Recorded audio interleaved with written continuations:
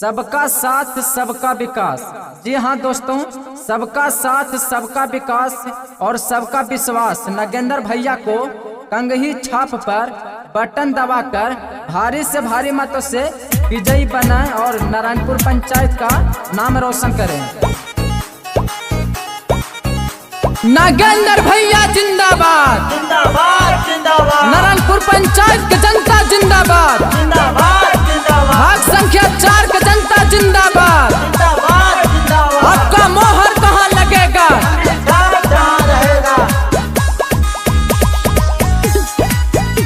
नैना recording studio Jehanabad.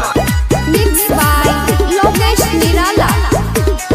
गाँव के नेता नहीं बेटा बनी आइले, दे दया आशीर्वाद चाची सिरावा झुकइले।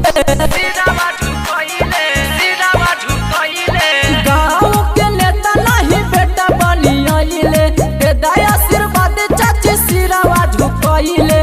जतना पावर अब की देखावे के बाहो ए भैया हो, कंगही छप पारा बटन दबावे के बाहो ए चाची के नागेंद्र भैया के जितावे के बाहो ए चाची के।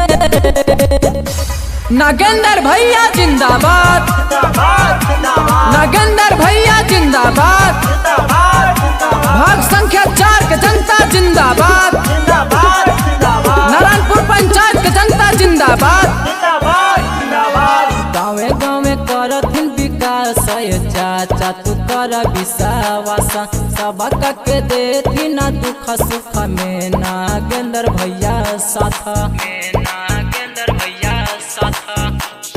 गाँवे गाँवे करथिन विकास चाची तू कर विश्वास, भैया नागेंद्र दुख सुख में देथुन सबका के साथ। ई नहीं के पंचायत समिति बनावे के बाहो ए भैया हो, भाग संख्या 4 के जितावे के बाहो ए दीदी के।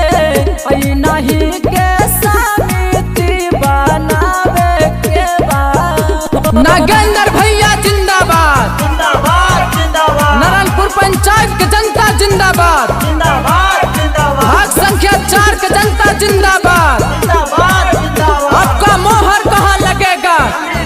कहाँ रहेगा? भैया सुना चाची सब कोई मजदू के सनमा, हमारो नागेंद्र भैया के बकंगही छापनी सनमा। सुना दादा सुना दादी सब कोई मजदूर की सनमा, हमारो नागेंद्र भैया के बकंगही छापनी सनमा। चोरा लता खोरावा के अब की भगावे के बाहो ए चाची के, नागेंद्र भैया के जितावे के